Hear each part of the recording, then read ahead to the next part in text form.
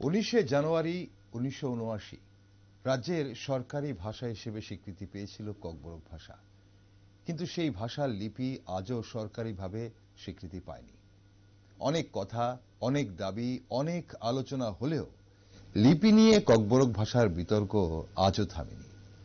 তবে ত্রিপুরা রাজ্যের ভাষা নিয়ে যখনই কোনো চর্চা হবে, ককবরক ভাষা নিয়ে যখনই কোথাও না কোথাও কোনো চর্চা হবে, তখন একটি নাম অবশ্যই উঠে আসবে। সেই নাম প্রফেসর পবিত্র সরকার।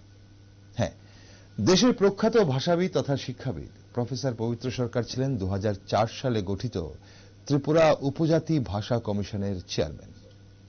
সেই কমিশনের কথা, সেই কমিশনের রিপোর্টের কথা আমরা অনেক জায়গায় অনেকভাবে শুনি। আমরা অনেক কিছু জানি, অনেক কিছু জানি না হয়তো। সেই কমিশন যখন হয়েছিল, কমিশনের সার্ভে যখন চলছিল, তখন অনেকগুলো ন্যারেটিভ তৈরি করা হয়েছিল যা আজও প্রচলিত আছে। কিন্তু সত্যিকারে কি হয়েছিল সেই সার্ভে করার সময়, রিপোর্ট জমা করার পর কি হয়েছিল, সেসব আজ আমরা বিস্তারিত জানব এবং আপনাদের সামনে তুলে ধরব। কারণ আজ আমাদের সাথে সেই বিশিষ্ট ব্যক্তিত্ব রয়েছেন। হ্যাঁ, নমস্কার, আমি দীপেন আর আপনারা দেখছেন নিউজ ভ্যানগার্ড। আজ আমার সাথে এই বিশেষ টক শোতে আছেন বিশিষ্ট ভাষাবিদ তথা শিক্ষাবিদ প্রফেসর পবিত্র সরকার। স্বাগত স্যার আপনাকে। স্যার, প্রথমেই যে জিনিসটা জানতে ইচ্ছে করছে আপনার কাছে আজ, যে 2004 সাল তৎকালীন সময়, মানে প্রায় ধরুন আমরা বলতে পারি যে 18-19 বছর বা 25 বছরের মতো পেরিয়ে গেছে সরকারি স্বীকৃতি পাওয়ার। ওই সময় কিভাবে আপনার সাথে তৎকালীন সরকার যোগাযোগ করলো আর কিভাবে আপনি কাজটা শুরু করেছিলেন? আমাকে প্রথম ফোন করেছিলেন তখনকার সরকারের শিক্ষামন্ত্রী ছিলেন বোধহয় এখন প্রয়াত জিতেন চৌধুরী মশাই। তিনি ফোন করেছিলেন। জিতেন চৌধুরী মশাই আজ উনি সম্পাদক, এখন তখন সম্পাদক। আচ্ছা, হ্যাঁ, সত্যি আমি ভুল করেছি। তিনি আমাকে ফোন করেছিলেন, তখন শিক্ষামন্ত্রী ছিলেন। আচ্ছা, তিনি সম্ভবত পশ্চিমবঙ্গ সরকারের কাছ থেকে আমার নাম পেয়েছিলেন। আচ্ছা, ভাষা নিয়ে আমি কাজকর্ম করি বলে। তো তিনি বলেছিলেন যে আপনি এই কাজটা করে দিতে পারবেন কিনা। আমি বলেছিলাম নিশ্চয়ই পারবো, কারণ এই ধরনের কাজ আমার পশ্চিমবাংলায় আগে করার অভিজ্ঞতা আছে। আমি প্রথম একটা প্রাথমিক স্কুলে ইংরেজি কখন পড়ানো হবে তা নিয়ে করেছিলাম। পরে সাঁওতালি ভাষা অলচিকি লিপিতে লেখা হবে কিনা, দুটো কমিশনের আমি চেয়ারম্যান ছিলাম।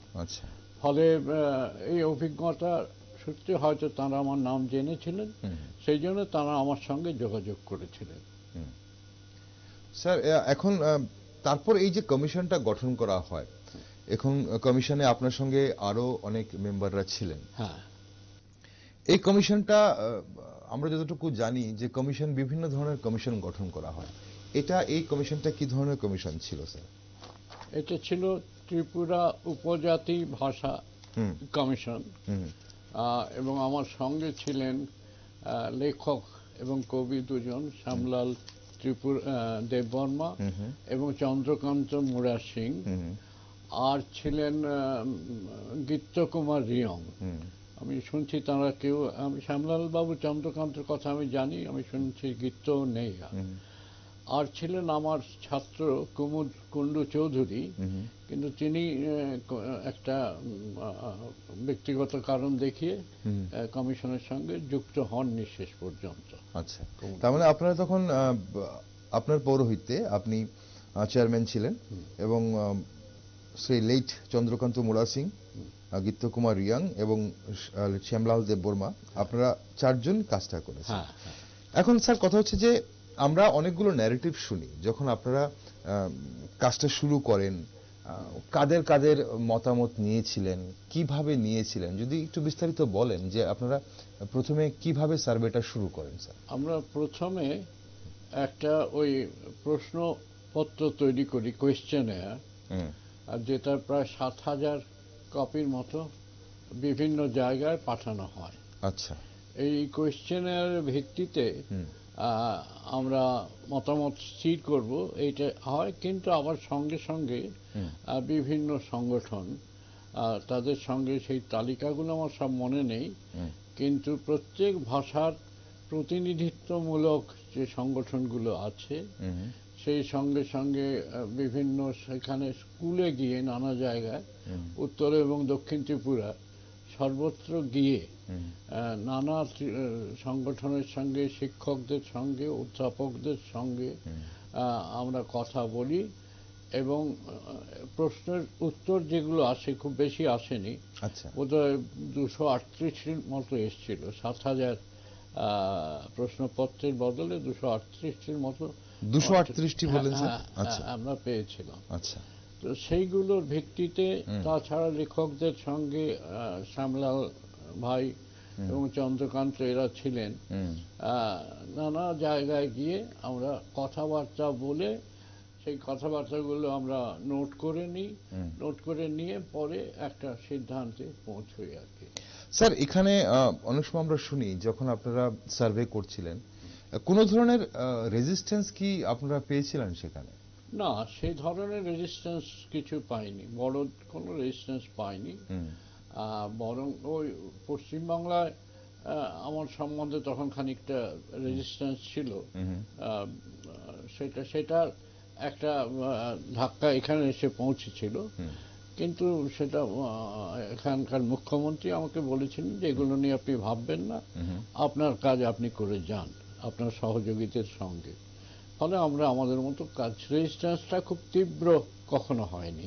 ওকে, এই যে ধরুন স্যার, আপনারা যেসব স্কুলে গেছেন বা যেসব শিক্ষাবিদদের সঙ্গে আপনারা আলোচনা করেছেন বা সাহিত্যিক যাদের করেছেন, আপনি তো বললেন যে প্রায় 7,000 কপি আপনারা দিয়েছিলেন কোশ্চেনারিজের, তার মধ্যে 238টা এসছে, তার মানে খুব সামান্য পরিমাণে ফিরে এসছে। বাকিটা না ফিরে আসার তখন সেই সময় দাঁড়িয়ে কি কারণ দেখেছিলেন স্যার? আমরা কারণটা দেখিয়েছি এই যে হয়তো সেই সংস্কৃতিটা মানে সেভাবে ত্রিপুরায় তৈরি হয়নি যে সবাই লিখে লিখে পাঠাবেন, সেটা হয়তো তৈরি হয়নি। এই ব্যাখ্যাটা খুব দুর্বল ব্যাখ্যা এখন আমার মনে হয়, কিন্তু সেটা হয়নি।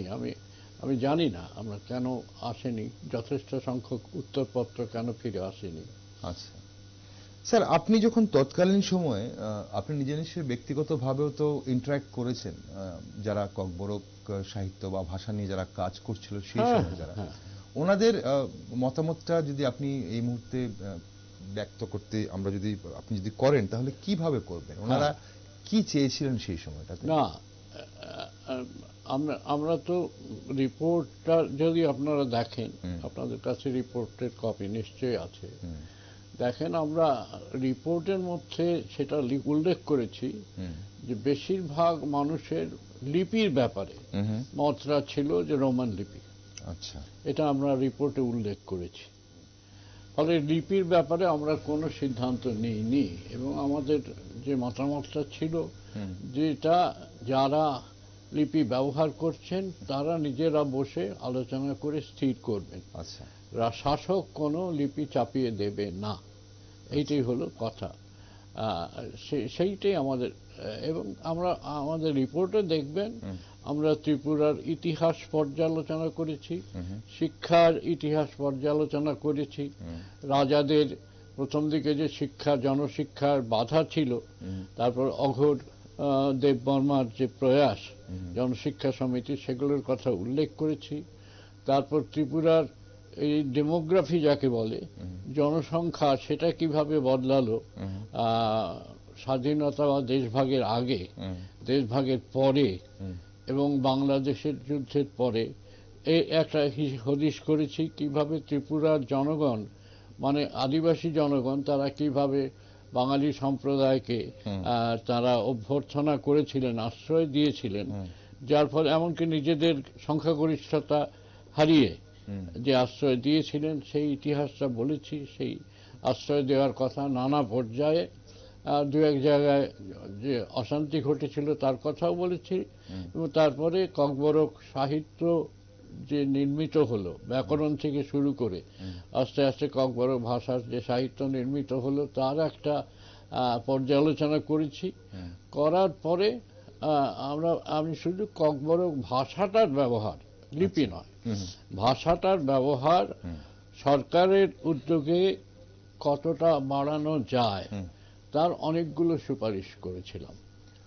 আচ্ছা, ককবরক ভাষার ব্যাপ্তি ঘটানোর জন্য কি কি করা যেতে পারে আপনি তখন বলেছিলেন? একটা হচ্ছে শিক্ষা জগতে, যে শিক্ষা একদম প্রথম থেকে একদম MA পর্যন্ত এবং গবেষণা পর্যন্ত শিক্ষার বিস্তার ঘটানো দরকার ককবরকে।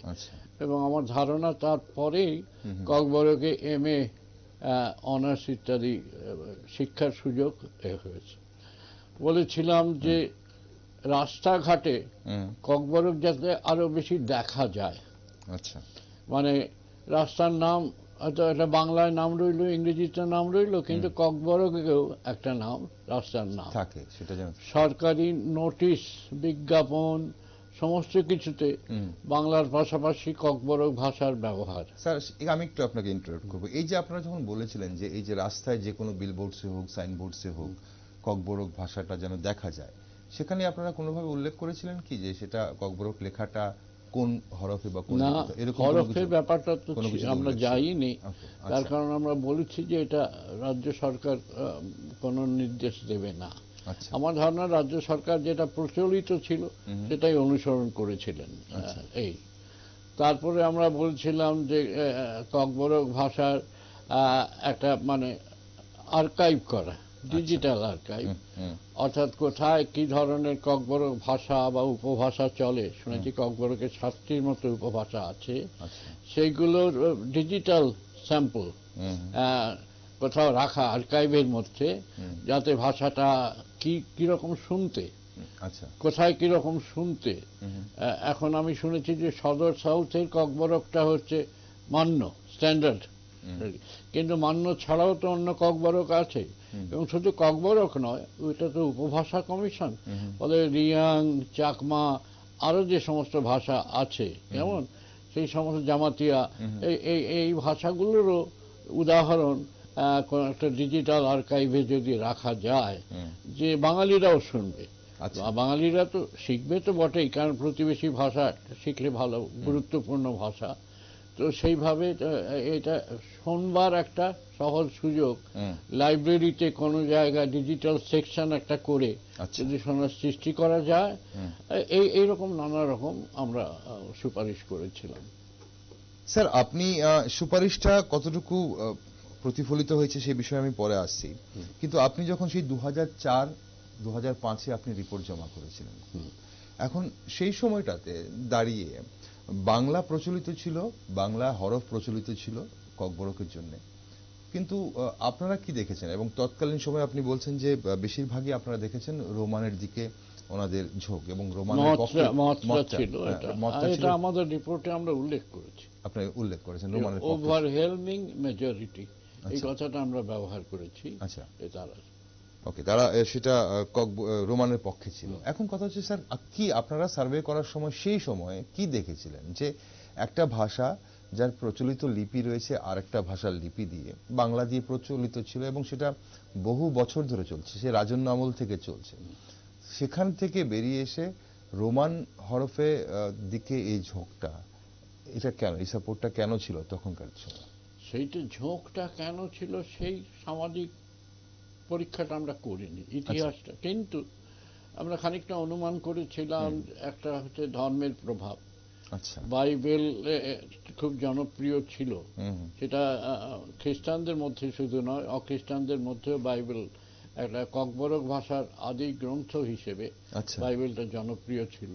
এবং শুনেছি বাইবেলের ভাষাটাই ককবরক ভাষার যে মান্য রূপ, স্ট্যান্ডার্ড রূপ, তাকে খানিকটা প্রভাবিত করেছে। পরে ককবরক সাহিত্য যে তৈরি হয়েছে, তাতে বাইবেলের ভাষাটা খানিকটা প্রভাব ফেলেছে। এই সমস্ত কারণে নিশ্চয়ই রোমানের তো কতগুলো আপেক্ষিক সুবিধে আছে, যে একটা লিপিগুলো লিনিয়ার যাকে বলে, পরপর লেখা হয়। বাংলাতে যেমন যুক্ত ব্যঞ্জন ইত্যাদি হয়, ইত্যাদির খানিকটা অসুবিধা আছে। ফলে সেই হিসেবে যে প্রয়োগের দিক থেকে যে সুবিধা আছে রোমানের, সেটা থেকে নিশ্চয়ই জনপ্রিয়তাটা তৈরি হয়েছিল। ওকে স্যার, আমি আসবো আপনি ভাষা নিয়ে বা লিপি নিয়ে আরো বিস্তারিত আলোচনা আপনার সঙ্গে করবো, আরো জানার আছে অনেক কিছু, কিন্তু সেই রিপোর্টটা আপনারা জমা করলেন 2025 সালে 2005-এ আর 2005-এ, আমি দুঃখিত, 2005-এ 2005-এর রিপোর্টটা জমা করার পর আপনারা সেটা কোন রকম আপনি নিজে কোনো ফলো আপ দেখেছেন যে কোনটা কোন জিনিসগুলো? আমি তো তারপরে না, আমি অন্য কাজে ব্যস্ত হয়ে গেছে। আমি তারপরে মানে আপনি খবর রেখেছেন মানে কি কি প্রতিফলিত হয়েছে? আমি কোনো খবরও রাখিনি। আমি শুনেছি যে ব্যবহার হচ্ছে হচ্ছে, কিন্তু আমি কোনো খবরও রাখিনি। তারপরে আমি ত্রিপুরায় এসেছি আগরতলাতে। আগরতলাতে যে আমি খুব পরিবর্তন, শারীরিক পরিবর্তন দেখেছি।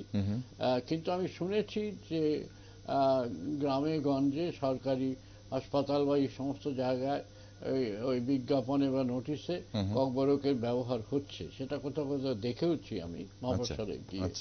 কিন্তু কতটা ব্যাপক সেটা আমার পরীক্ষা করার অবকাশ হয়নি। ওকে স্যার, রিপোর্ট জমা করার পর বা এখান থেকে আপনি নিশ্চয়ই আপনি বললেন যে অন্য কাজে আপনি ব্যস্ত হয়ে গেছেন, তারপর এত বছরে, এই 18 বছরে কেউ কি কোনোভাবে কোনো সংস্থা থেকে বা কোনো কিছু থেকে আপনার সাথে যোগাযোগ করা হয়েছে যে আপনি যে রিপোর্টটা দিয়েছিলেন সেই রিপোর্টের তো সেইভাবে লিপি নিয়ে কোনো কিছু সিদ্ধান্ত এখনো সরকার, যে সরকারি থাকুক না কেন, কোনো ধরনের আপনার সঙ্গে কোনো যোগাযোগ? কেউ কোনো যোগাযোগ করেননি। ওকে স্যার, এখানে একটা প্রশ্ন হচ্ছে যে যখন এই ধরনের কোনো কমিশন গভর্নমেন্ট অ্যাপয়েন্ট করে, গভর্নমেন্ট অ্যাপয়েন্ট করলো একটা কমিশন এবং কমিশন আপনারা রিপোর্ট দিলেন এবং সেই রিপোর্টকে যদি গভর্নমেন্ট পাবলিকলি না আনে এবং সেই রিপোর্টের উপর যদি কাজ না করে, তাহলে সেটা কি মানে কোনো কিছু অ্যান্সারেবল থাকে না? এটা কমিশনের দেখবার বিষয় না। কমিশনের কাজ হচ্ছে রিপোর্টটা দিয়ে সরকারের কাছে কমিশনের কাজ শেষ হয়ে গেল। আচ্ছা, ফলে কমিশনের সেই ক্ষমতাও থাকে না। আচ্ছা, অর্থাৎ আমার নিয়োগ রিপোর্ট জমা দেবার সঙ্গে সঙ্গে শেষ হয়ে গেল। আচ্ছা, যেহেতু নিয়োগ শেষ হয়ে গেল, আমার দায়িত্ব শেষ হয়ে গেল।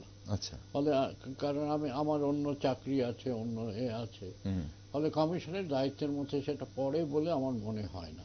ওকে স্যার, এখানে আমরা যখনই ভাষার কথা বলি, লিপির কথা বলি, 8th শিডিউলের কথা উঠে আসছে আজকাল, এবং ককবরকের ব্যাপারটাও আপনি বিস্তারিত হয়তো জানেন যে ককবরক ভাষার যেহেতু লিপি বাংলা এই মুহূর্তে প্রচলিত রয়েছে, ককবরক যাদের ভাষা ওনারা অন্য লিপি চাইছেন। বলা হচ্ছে ইন্ডিয়ান স্ক্রিপ্ট। এখন ইন্ডিয়ান স্ক্রিপ্ট বলতে আমরা কি বুঝি? ভারতবর্ষের কোন স্ক্রিপ্টগুলো ইন্ডিয়ান স্ক্রিপ্ট? বাংলা কি ইন্ডিয়ান স্ক্রিপ্ট, দেবনাগরী কি ইন্ডিয়ান স্ক্রিপ্ট, বা ইন্ডিয়ান স্ক্রিপ্ট কোনগুলো, ভারতীয় স্ক্রিপ্ট কোন? এটা তো একটা বিদ্যায়তনিক একাডেমিক তর্ক। ইন্ডিয়ান ইংরেজিটাও তো এখন ইন্ডিয়ান ভাষা। কারণ ভারত সরকারের সংবিধানে কেমন 351 ধারাতে ইংরেজিটাও একটা সরকারি ভাষা। আচ্ছা, সরকারি ভাষা যদি ইংরেজি হয়, যেটা বদলাবার চেষ্টা হয়েছে পরে, সফল হয়নি, তাহলে ইংরেজি লিপিটাকে আমি আন ইন্ডিয়ান বলবো কোন যুক্তিতে? আচ্ছা, কেমন? ফলে ইংরেজিটাও এখন ইন্ডিয়ান স্ক্রিপ্ট। আচ্ছা, এখন কেউ যদি বলে ইংরেজিটা ইন্ডিয়ান স্ক্রিপ্ট নয়, তাহলে আমি বলবো যে আমি যে পোশাকটা পরে আছি, তুমি যে পোশাকটা পরে আছো, সেটা কি ইন্ডিয়ান পোশাক? কেমন? ইন্ডিয়ান বলতে আমরা কি বোঝাবো ইন্ডিয়াতে? কাজে এই ইন্ডিয়ান সংজ্ঞাটা নিয়েই আমার প্রশ্ন আছে। ইংরেজি লিপি বা রোমান লিপি, যেটা অ্যাংলো রোমান যাকে বলে, ইংরেজি লিপিটা অভারতীয় লিপি, এটা বলতে আমি রাজি নই। আচ্ছা, এখানে ব্রাহ্মী স্ক্রিপ্টের কথা উঠে আসে স্যার। বলা হয় যে ভারতীয় ভাষার যে স্ক্রিপ্টগুলো সবগুলোই ম্যাক্সিমাম ব্রাহ্মী স্ক্রিপ্ট থেকে আসে। এটা হচ্ছে যারা মানে এ ব্যাপারে খানিকটা আধা খ্যাঁচড়া লেখাপড়া করে, যে ব্রাহ্মী স্ক্রিপ্টটাও তো বিদেশি। আচ্ছা, সমস্ত পৃথিবীর যে বড় বড় স্ক্রিপ্টগুলো আছে, ব্রাহ্মী স্ক্রিপ্ট পুরনো, ব্রাহ্মী স্ক্রিপ্ট এখন বেঁচে নেই, সেটাও তো মধ্যপ্রাচ্য, ইরাক অঞ্চল থেকে আচ্ছা, এই মূল, এবং পরে মিশর, এই অঞ্চল থেকে এই লিপিগুলোর উদ্ভব। আচ্ছা, সেটা তারপর অ্যারামাইক বলে, অর্থাৎ ইরাক অঞ্চলে অ্যারামাইক স্ক্রিপ্টের পূব দিকের একটা রূপ হচ্ছে ব্রাহ্মী। আচ্ছা, এবং ব্রাহ্মী থেকে আস্তে আস্তে ভারতীয় উর্দু মানে আরবির যেটা, সেটাও কিন্তু ওইখান থেকে এসছে। মানে উর্দু, দেবনাগরী, বাংলা, ওড়িয়া সব ওইগুলো ব্রাহ্মী থেকে। ব্রাহ্মী না, উর্দুটা ব্রাহ্মী থেকে আসেনি, উর্দুটা আরবি থেকে এসছে। কিন্তু এই চূড়ান্ত ভাবে একেবারে আদিতে ব্রাহ্মী যেখান থেকে এসছে, আরবি লিপিও সেখান থেকে এসছে। বুঝতে পেরেছেন? ফলে ফলে এই দেশি বিদেশি নিয়ে তর্কটা খুব আমার হাস্যকর মনে হয়। এটা থেকে আবার রোমান লিপিও হয়েছে, গ্রিক, রোমান সব লিপি কিন্তু ওই মূল জায়গা থেকে হয়েছে। চীনা লিপি ছাড়া আরো দুটো একটা ছুটকো ছাটকা লিপি আছে, নেই মানে সেগুলো লুপ্ত হয়ে গেছে। চীনা লিপি ছাড়া পৃথিবীর সমস্ত প্রধান লিপিগুলো ওই এক জায়গা থেকে এসছে, মধ্যপ্রাচ্যের কাছে, জন্য আমরা ঋণী। মধ্যপ্রাচ্য থেকে এই সমস্ত সব লিপি এসছে। হ্যাঁ স্যার, একজন ভাষাবিদের মতে ভাষাবিজ্ঞান কি বলছে, একটি ভাষা কখন এন্ডেঞ্জার্ড হয়, কখন তার ভয় থাকে, বিলুপ্ত হয়ে যাওয়ার ভয় তার কখন থাকে? বিলুপ্ত হয়ে যাওয়ার ভয় থাকে তখনই যখন আরেকটি ভাষার প্রভুত্ব তার উপর প্রতিষ্ঠিত হয়, সেই ভাষার লোকেরা, বিশেষ করে বাচ্চারা, সেই ভাষাটা আর বলে না, এবং আস্তে আস্তে বাচ্চাদের থেকে তরুণ তরুণী, যুবক যুবতী, প্রৌঢ়রা, বৃদ্ধরাও সেই ভাষা ছেড়ে দিতে থাকে। ছেড়ে দিতে থাকলে সেই ভাষাটা এন্ডেঞ্জার্ড হয়। তারও ইউনেস্কো তারও নানা স্তর করেছে। কেমন 4-5টা স্তর করেছে ইউনেস্কো, যে একেবারে মরিবান্ড, মরে যাচ্ছে, আবার এন্ডেঞ্জার্ড মানে একটু ভয় আছে, এইরকম কয়েকটা স্তর করেছে। স্তরগুলো 4টে বা 5টা, আমার পরিষ্কার মনে নেই। তো এইরকম নানা স্তরের মধ্যে দিয়ে, কিন্তু আসলে লক্ষ্য করে যে শিশুরা একটা খিচুড়ি ভাষা বলতে শুরু করলো। খিচুড়ি ভাষা থেকে আস্তে আস্তে খিচুড়ির দেশি উপাদানগুলো বাদ যেতে লাগলো, তো বিদেশি উপাদানগুলো বেশি আসতে লাগলো। তারপরে ক্রমশ বিদেশি ভাষার বাক্য বলতে শুরু করলো।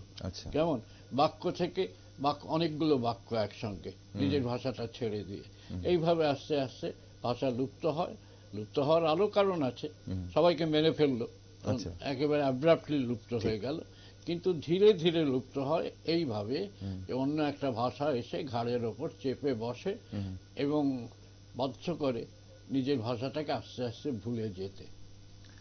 এটা হয়েছে আফ্রিকাতে, হয়েছে দক্ষিণ আমেরিকান ইন্ডিয়ান ভাষা যেগুলোকে বলে, রেড ইন্ডিয়ান বলতাম আমরা আগে, সেই ভাষাগুলো হয়েছে। অনেক ভাষা, অস্ট্রেলিয়ার মাওরি ভাষা লুপ্ত হয়ে গেছে, কেমন, কিন্তু আবার আস্তে আস্তে পুনরুজ্জীবিত হচ্ছে। কিন্তু আবার যেমন ইংল্যান্ডে কর্নিশ ভাষা লুপ্ত হয়ে গিয়েছিল, কর্নিশ ভাষা আবার স্কুলে পাঠ্য করা হচ্ছে পুনরুজ্জীবিত করে।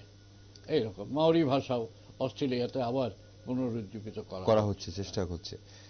স্যার, এখন কথা হচ্ছে যে আমরা যেহেতু ককবরক ভাষা নিয়ে অনেকটা আলোচনা হচ্ছে, বিশেষ করে নিউজ ভ্যানগার্ডে বসে আমরা ককবরক ভাষার লিপির যে সমস্যাটা বা লিপির যে বঞ্চনাটা রয়েছে তার নিয়ে অনেকগুলো আলোচনা হচ্ছে। কেন, কি, ইতিহাস, বর্তমান, ভবিষ্যৎ সবকিছু আলোচনার চেষ্টা করেছি আমরা। স্যার, আপনাকে পেলে এতটুকু আমরা একটু জানার চেষ্টা করবো আপনার কাছ থেকে, যে একটা ন্যারেটিভ চলে যে ককবরক ভাষার বাংলাতে এত বছর ধরে প্রচলিত রয়েছে, বলা হয় যে বাংলাতে ককবরক ভাষার 60 থেকে 65% পর্যন্তই সঠিক উচ্চারণ করা যায়, যেহেতু ককবরক টোনাল ল্যাঙ্গুয়েজ। আর বলা হয় এটা যদি রোমানে করা হয় তাহলে অলমোস্ট 90%-এর উপরে সেটাকে সঠিক উচ্চারণ করা যায়, যেসব স্পেলিং গুলো লেখা যায় সেগুলো দিয়ে। বিশেষ করে ডব্লিউর উচ্চারণটা ওনাদের খুব বেশি প্রয়োজন হয়। ডব্লিউর উচ্চারণ নয়, ডব্লিউ দিয়ে একটা ছোট ভাওয়েলকে বোঝায় ওরা। এইটা ডব্লিউ দিয়ে, ডব্লিউর উচ্চারণ তো এক এক জায়গায় এক এক রকম। তো এখন সেটা যদি করা হয় ককবরক ভাষার, আপনার মতে ককবরক ভাষার লিপি কি হতে পারে, মানে কি হলে পরে ককবরক ভাষার জন্য সেটা ভালো হবে? এখন এটা একটা গুরুত্ব। লিপি তো অনেক রকম বিকল্প আছে। একটা হচ্ছে তারা নিজেরা ককবরক ভাষার কটা ধ্বনি আছে, ধ্বনি মানে যেগুলো সবসময় ব্যবহার হয়, যাকে ফোনিম বলে ভাষার বিজ্ঞানে, সেইটা ঠিক করে প্রত্যেকটা ফোনিমের জন্য একটা যদি অক্ষর তারা নিজেরা তৈরি করে, বর্ণ বা অক্ষর, সেটাই সবচেয়ে ভালো হয়। কিন্তু এখন সেই বিকল্পটা বোধহয় ককবরক ভাষীদের কাছে ততটা জনপ্রিয় নয়, যে নতুন একটা লিপি তৈরি করব, যেমন সাঁওতালরা অলচিকি লিপি তৈরি করেছেন, বা চাকমারা বার্মিজ লিপির অনুসরণে একটা নতুন লিপি তৈরি করেছেন। তাহলে বাকি রইল অন্য যে লিপিগুলো হাতের কাছে আছে। আচ্ছা, তাতে আছে রোমান, আছে বাংলা, আছে আর আছে শুনছি এখন ইদানিং কথা হচ্ছে দেবনাগরীর কথা হচ্ছে। আমি বলবো এক্ষেত্রে আমরা যেমন রিপোর্টেও বলেছি, এক্ষেত্রে ককবরক ভাষীদের বিচার এবং তাদের যারা বলবো যে ভাষা বিজ্ঞান সম্বন্ধে বুঝে নিয়ে তাদের যারা বুদ্ধিজীবী, তারা যে সিদ্ধান্তটা নেবেন সেই সিদ্ধান্তটা আমরাও মেনে নেব, সকলেই মেনে নেওয়া উচিত, বাঙালিদেরও মেনে নেওয়া উচিত। যদি তারা মনে করেন যে রোমানে বা রোমানটাকে একটু বদলে নিতে পারেন, সেই অধিকার কিন্তু আছে, যে রোমান যে হুবহু রোমান আমরা সব ব্যবহার করবো তা নাও হতে, নিজেদের মতো করে মডিফাই করতেই পারেন, বাংলাটাও করতে পারেন, যে লিপি তারা নেবেন আর কি। তারা যদি মনে করেন যে রোমানের 96% মতো উচ্চারণ প্রতিফলিত করা যায়, 1 নম্বর যে উচ্চারণ অনুযায়ী শব্দগুলোর বানান হবে, আচ্ছা, আর হবে 2 নম্বর হচ্ছে একটা শব্দের একটা বানান হবে, কেমন অন্যরকম বানান হবে, সেটা ঠিক, অন্যরকম বানান হবে না। 3 নম্বর হচ্ছে এই বানানগুলো ককবরক ভাষীদের কাছে পৌঁছে দেওয়ার জন্য নানা স্তরের ডিকশনারি হবে। আচ্ছা, অর্থাৎ বাচ্চাদের জন্য এক ধরনের রঙিন ছবিওয়ালা ডিকশনারি, স্কুলের ছাত্রদের জন্য অত ছবি না থাকলে ডিকশনারি, আবার বড়দের জন্য বড় ডিকশনারি, নানা স্তরে গ্রেডেড ডিকশনারি হওয়া দরকার। এই কাজগুলো যারা যদি তারা করে ফেলতে পারেন, তাহলে আমি মনে করব যে হ্যাঁ, সেটা যে কোনো লিপিতেই হতে পারে, বাংলাতে হতে পারে, কিন্তু রোমানের পক্ষে যদি বেশিরভাগের মতামত থাকে এবং যদি মনে করেন রোমানে তাদের বেশি সুবিধা হচ্ছে, তাড়াতাড়ি লেখা যাচ্ছে, কম্পিউটারে সব ভাষায় তাড়াতাড়ি লেখা যায়, কিন্তু হাতের লেখাটা খুব গুরুত্বপূর্ণ ব্যাপার, কারণ ছাত্রছাত্রীরা হাতের লেখা পরীক্ষা দেবে হাতের লেখায়, অনেক মানুষও হাতের লেখা ব্যবহার করবেন। হাতের লেখাটা যদি তাড়াতাড়ি হয়, বেশি এনার্জি, আঙুলের এনার্জি বেশি ক্ষয় করতে না হয়, তাহলে সেই লিপিটাই ভালো। যদি রোমানে সেটা হয়, এটা ভালো। আমি আজকেই শুনলাম যে দু একজন বাঙালি ককবরকে MA পাস করেছেন, তাদের মধ্যে একজন চিত্রা সরকার বোধহয় তার নাম, সে অনার্স পর্যন্ত বাংলা অক্ষরে পড়েছে, MA-তে গিয়ে সে রোমানে লিখছে, এবং লিখে এই কথা যদি সত্যি হয়, এবং সে বলছে যে আমার তাড়াতাড়ি লেখার সুবিধা হচ্ছে, আমি সময় বাঁচাচ্ছি অনেক, তাহলে তো বলবো যে তার কথাটা আমাদের শুনতে হবে খুব মন দিয়ে, এবং সেখানে রোমান লিপিটা তাকে সাহায্য করছে, সেইটার মেনে নিতে হবে আমাদের। স্যার, একটা কথা আমরা আমাদের এই নিউজ ভ্যানগার্ডেরই যখনই আমরা টক শো করছিলাম ককবরক নিয়ে, তখন একটা কথা অনেক জায়গায় আমরা উঠে এসেছে যে ককবরক ভাষার লিপি সরকারি স্বীকৃত না হলেও, লিপি নিয়ে বিতর্ক থাকলেও, বলছে আমরা আমাদের মতো করে, ওনারা ওনাদের মতো করে বেছে নিয়েছেন, ওনারা নতুন প্রজন্ম যারা আছেন, ওনারা সাহিত্য চর্চা বলুন বা লেখালেখি যা করছেন সবকিছুই রোমানে করছেন। এখন কথা হচ্ছে যে পত্র পত্রিকা বইপত্র বেশিরভাগই নাকি রোমানে ছাপা হচ্ছে। তো এখন কথা হচ্ছে যে আমার যেটা জানার আপনার কাছে, যে ককবরক ভাষার জন্য দুটো লিপি যদি পাশাপাশি এভাবে চলতে থাকে, তাতে কি ভাষাটার আগামী দিনে কোনো ধরনের সমস্যা হতে পারে?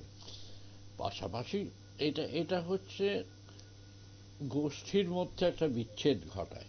আচ্ছা, যে একদল একটা লিপিতে শিখছে, আরেক দল আরেকটা, কথা বলতে তাদের কোনো অসুবিধে নেই, কিন্তু লেখার ক্ষেত্রে একটা দল আরেকটা দল বুঝবে না। আচ্ছা, যারা রোমান লিপিতে শিখবে তারা বাংলাটা বুঝবে না, কেমন, যারা বাংলা লিপি তারা হয়তো ইংরেজি জানে, তারা হয়তো রোমান লিপিটা বুঝবে কোনো রকমে, কিন্তু যারা শুধু রোমান লিপিতে শিখবে তারা বাংলাটা বুঝবে না। ফলে একটা গোষ্ঠীর মধ্যে একটা বিচ্ছেদ তৈরি হবার সম্ভাবনা আছে। আচ্ছা, সেইটা এড়ানো ভালো। ফলে একটা লিপি একটা গোষ্ঠীর জন্য, একটা ভাষার জন্য ব্যবহৃত হওয়া উচিত, স্বাস্থ্যকর।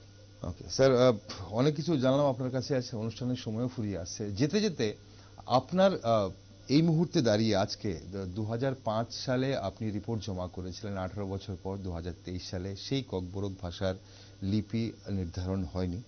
সবার জন্য আপনার কি বার্তা থাকবে স্যার? প্রথম বার্তা আমি চাইব, ধরুন যাদের মাতৃভাষা ককবরক, যারা ককবরক ভাষার লিপির জন্য আজও সংগ্রাম করছেন, ওনাদের জন্য বার্তা। রাজ্যবাসীর জন্য, ত্রিপুরা রাজ্যের মানুষ যারা ককবরককে সকাল বিকাল শোনে কিন্তু হয়তো অনেকেই বলতে পারেন না, এবং অবশ্যই যারা মসনদে রয়েছেন, সরকারের পক্ষ যারা রয়েছেন, তাদের জন্য বার্তা। আপনার কি বার্তা থাকবে, কি বলতে চাইবেন এই বিষয়ে? ককবরক ভাষীদের জন্য আমার বার্তা যে আপনারা ভাষাটাকে যেমন ভালোবাসছেন তেমনি আপনারা আপনাদের দিক থেকে চেষ্টা করবেন সামাজিকভাবে, আপনারা যদি একটা লিপি রোমান লিপি গ্রহণ করেন, সামাজিকভাবে অন্যান্য গোষ্ঠী সম্প্রদায়, অন্যভাষী সম্প্রদায়, তারাও যাতে এটাকে গ্রহণ করেন এবং এই সংগ্রামটাকে আপনারা দিল্লি পর্যন্ত নিয়ে যেতে পারেন যে ককবরক ভাষা কেন অষ্টম শিডিউলের একটি ভাষা হবে না, তার দাবিটা উঠতে পারে, যাতে একটি গুরুত্বপূর্ণ ভাষা হিসেবে স্বীকৃতি পায় কেন্দ্রীয় সরকারের কাছে। এটা হচ্ছে ককবরক ভাষীদের কাছে। ভাষাটাকে ভালোবাসতে হবে, এটা আমি উপর থেকে উপদেশ দেবার প্রশ্ন নয়, এটা হচ্ছে তাদের ভেতর থেকে উঠে আসবা আবেগ। অন্যদের বলবো যে ত্রিপুরার, বিশেষ করে ত্রিপুরার জনগোষ্ঠীর যে চরিত্র, বাঙালি অবাঙালি আছে, ককবরক ভাষী অন্যান্য ভাষীও আছেন, তো আদিবাসী ভাষী, তাদের বলবো যে এটা একটা অ্যাকোমোডেশনের প্রশ্ন, এটা বিচ্ছেদের প্রশ্ন নয়, বিরুদ্ধতার প্রশ্ন নয়। আপনারা ককবরক ভাষীর বহুলাংশের যুক্তিটাকে মেনে নিয়ে আপনারা এটাকে গ্রহণ করুন এবং যেভাবে ত্রিপুরাতে সম্প্রীতির সঙ্গে আপনারা বাস করে আসছেন, পরস্পরের প্রতি সম্ভ্রম বন্ধুত্ব বজায় রেখে, সেই বন্ধুত্ব এবং সম্ভ্রম বজায় রেখে ত্রিপুরার একটা সুস্থ সামাজিক জীবন আপনারা মানে প্রতিষ্ঠা যেটা চলছে সেটাকে আপনারা মানে অব্যাহত রাখুন। আর শাসক গোষ্ঠীকে বলবো যে জনগণের মতটা আপনারা শুনুন এবং সেই মতটা শুনে আপনারা ককবরক ভাষা এবং অন্যান্য আদিবাসী ভাষার উন্নয়নের জন্য যা যা চেষ্টা করার, যে প্রাথমিক স্তরে পাঠ্যগ্রন্থ থেকে শুরু করে একদম সবই আপনারা একটা লিপিতেই লেখার চেষ্টা করুন, ছাপানোর চেষ্টা করুন এবং ভাষার উন্নয়নের জন্য, সব ভাষার উন্নয়নের জন্য শাসক গোষ্ঠীকে বলবো যা যা চেষ্টা করার আপনারা করুন। আর দেশি বিদেশি এই মতামতগুলোকে একটু দূরে সরিয়ে রাখুন, কারণ সত্যি সত্যি রোমান ইংরেজিকে যদি আমরা ভারতীয় ভাষা হিসেবে সংবিধানে গ্রহণ করে থাকি, তখন রোমান লিপিকে আমাদের ভারতীয় লিপি হিসেবে গ্রহণ করার কোনো আপত্তি থাকতে পারে না বিজ্ঞানের দিক থেকে।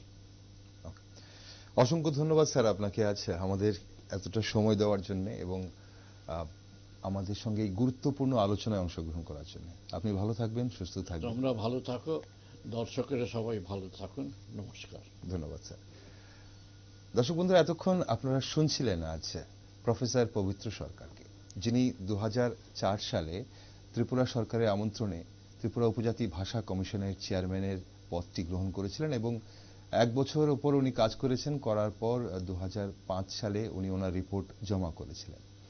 সেই রিপোর্ট নিয়ে অনেক কথা হয়, সেই রিপোর্ট নিয়ে অনেক আলোচনা হয়। আজ সশরীরে ওনাকে আপনারা শুনলেন, আপনারা দেখলেন এবং উনি কি বলতে চাইছেন ভাষা নিয়ে, শুধু ককবরক ভাষা নয়, ভাষার যে ব্যাপারটা, যে কোনো ভাষাকে বাঁচিয়ে রাখতে গেলে কি কি প্রয়োজন এবং ককবরক ভাষার জন্য, সেই ভাষার সমৃদ্ধ হওয়ার জন্য বা তার ব্যাপ্তি ঘটানোর জন্য, তাকে তার প্রসার ঘটানোর জন্য, পাশাপাশি ককবরক ভাষার লিপি নিয়ে যে বিতর্ক রয়েছে, সেই বিতর্কের একটা সমাধান পথ খুঁজে পাওয়ার জন্য কি কি করতে হবে, ওনার মতো করে উনি কিন্তু খুব সুন্দর ব্যাখ্যা করেছেন। এখন যাদের, এবং উনি এটাও বলেছেন যে যাদের মাতৃভাষা ককবরক, ওনারা নিশ্চয়ই চয়ন করবেন যে ওনারা কোন লিপিতে ককবরক লিখতে চাইছেন। তো আমরা অবশ্যই চেষ্টা করব সেই সবগুলো বিষয় আপনাদের সামনে মানে তুলে ধরতে, যে ককবরক ভাষা নিয়ে কি কি চর্চা হচ্ছে, কি কি আলোচনা হচ্ছে, কোথায় সমস্যা হচ্ছে, কোথায় কি কি হতে পারে, কি কি সমাধান পথ খুঁজে বেরিয়ে আসতে পারে, সবকিছু আপনাদের সামনে তুলে ধরছে নিউজ ভ্যানগার্ড। তবে আমাদের যেটা অবশ্যই চাহিদা, ককবরক ভাষার যে লিপি, সেটা যেটাই হোক না কেন লিপি, এটা ওনারা চয়ন করবেন, কিন্তু আমরা চাইছি সেই লিপি বিতর্কের একটা সমাধান দ্রুত সমাধান পথ বেরিয়ে আসুক। চলুন না, বিভিন্ন নিউজ আপডেট অবশ্যই আপনারা দেখেন নিউজ ভ্যানগার্ডে, তাই চোখ রাখুন শুধুমাত্র নিউজ ভ্যানগার্ডে।